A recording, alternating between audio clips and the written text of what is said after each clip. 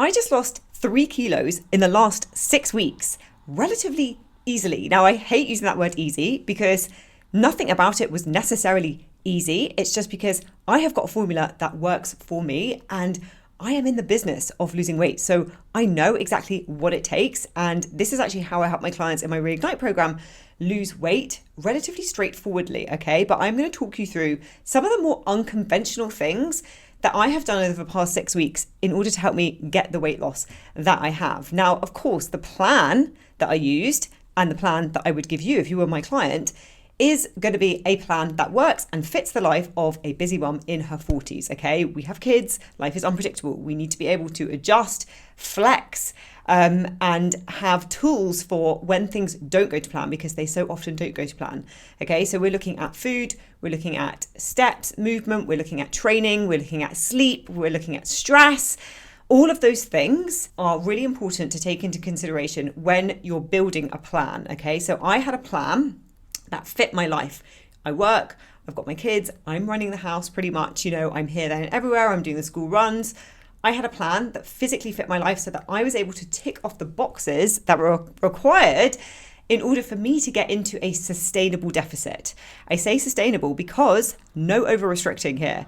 I wasn't starving myself, I wasn't miserable, I wasn't really over exercising at all, I didn't feel weak, I didn't feel tired, I still ate out, I still had takeaways, I still had the odd alcoholic drink, I still had chocolate, but I was still able to get this weight loss result, okay? And you can get it too.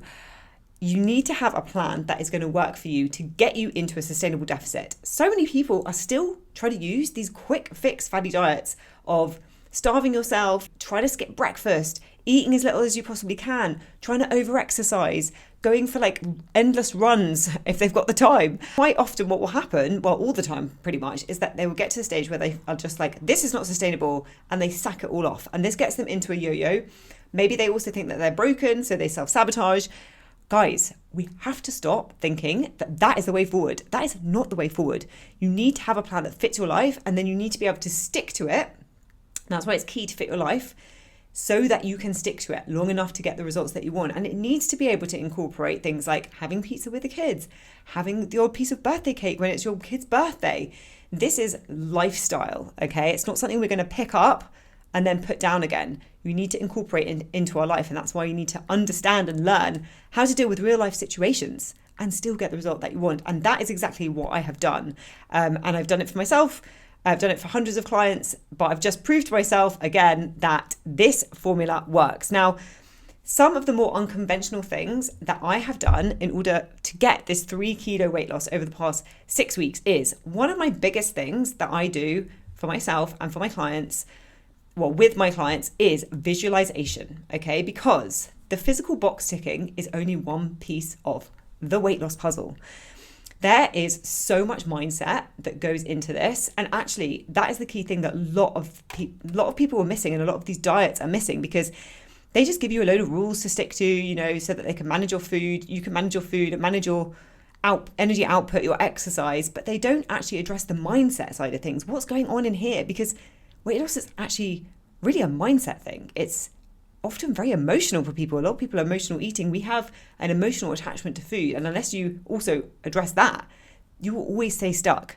So really looking at, where am I going? Where do I want to be? So I was envisioning 0.5 kilo loss. Now, it's not just about scale weight. It is about, how you look and feel as well. And we use pictures in my Reignite program to track progress for clients. And often, we have this attachment to the scale and it doesn't go down, but the pictures will tell a different story, showing that you made progress. And actually, so we don't want to have such an attachment to the scale, but 0.5 kilo loss a week is a healthy amount of weight to lose sustainably. So that was my goal.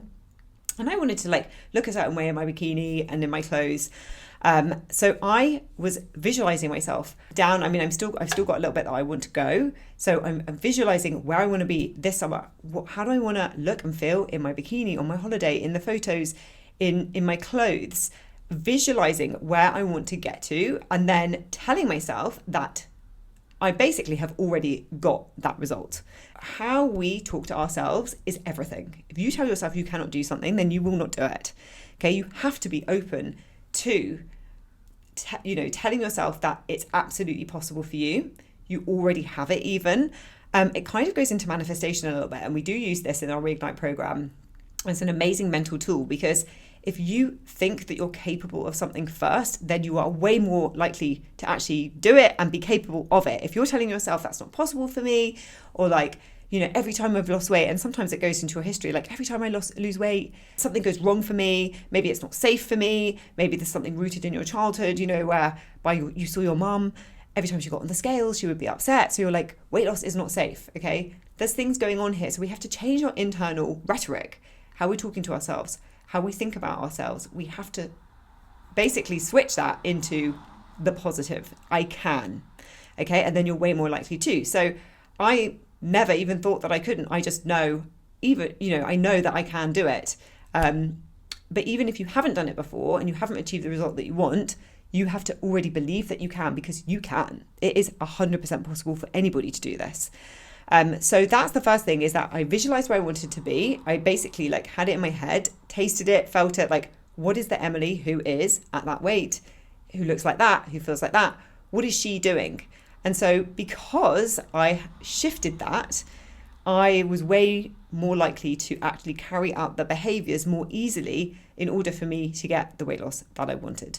Okay, because your behaviors are obviously start with what's going on up here. And if up here is resistant, then the behaviors are going to feel really, really hard. So you have to shift your visualization where you're going. So that was the first thing that I did.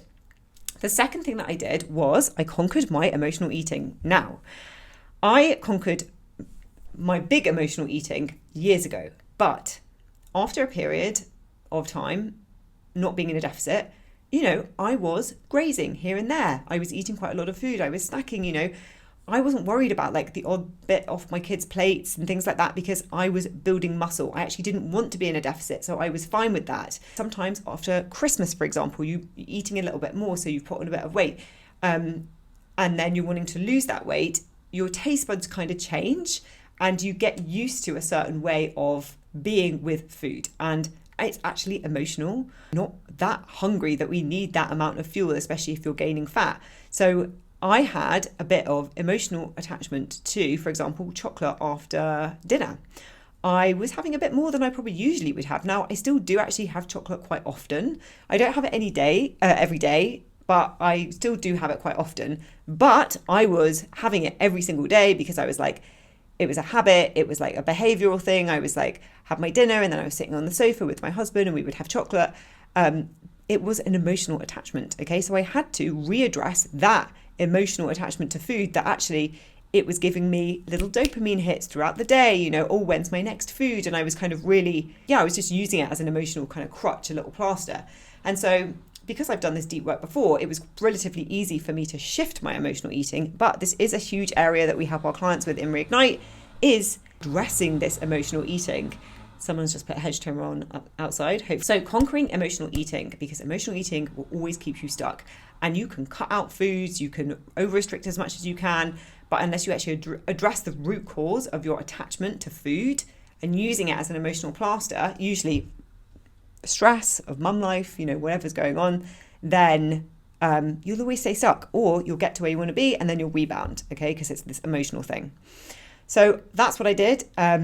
With my emotional eating, I've cleaned that all up and I've really stuck to my food framework, and that's really helped me to get the result that I've got. The third thing that I did is I did not self-sabotage myself when things got hard with my kids. This kind of slots into emotional eating a little bit, but I know for so many, having worked with so many mums now, a big thing that can happen is when you're in a deficit, you're eating enough and you have fuel and you have stored fat to use as fuel as well. Now, I'm all about being sustainable and not getting to the point where you're absolutely starving and you know your next meal's coming, but it's not for a few hours. We have a framework that we use to stop you getting to a point where you feel really weak.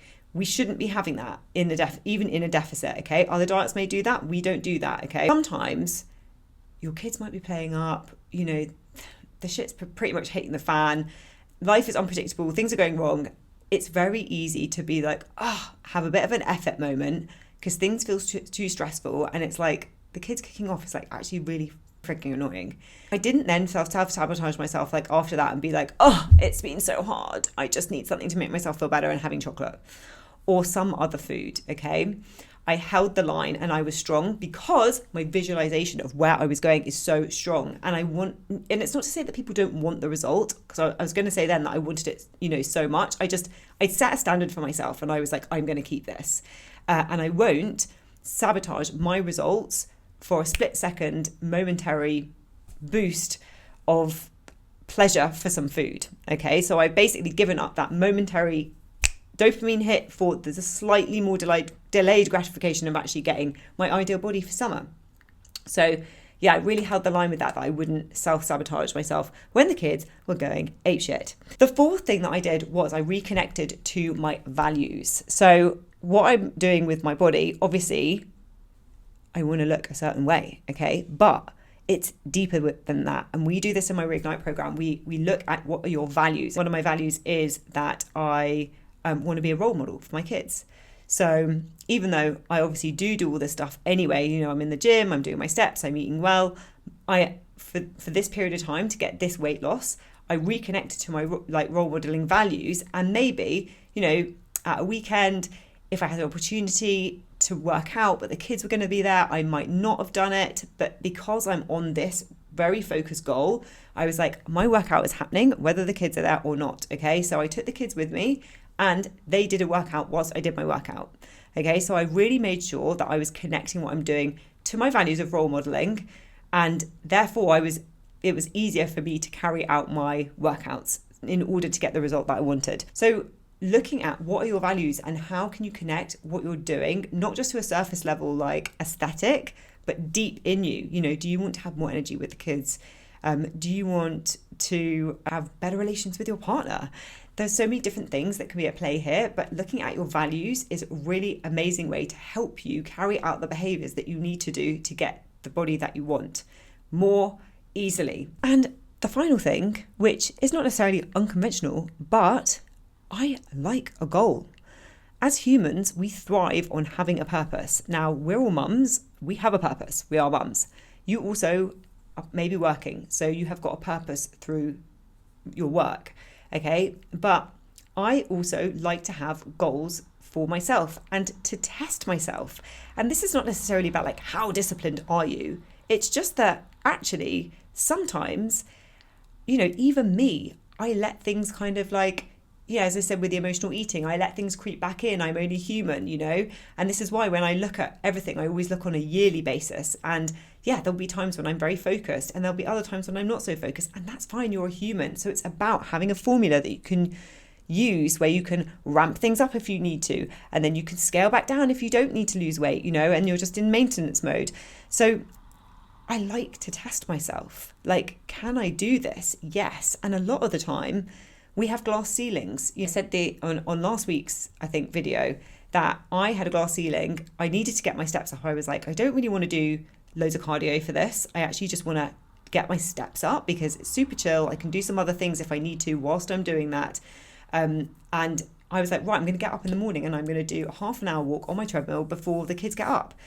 And I was like, oh my gosh, I could never do that. And then I was like, glass ceiling, you absolutely can. I mean, before kids, I would get up at that time anyway, and I'd go to the gym before work. So, and yes, it is more challenging when I have broken sleep, which I did have last week.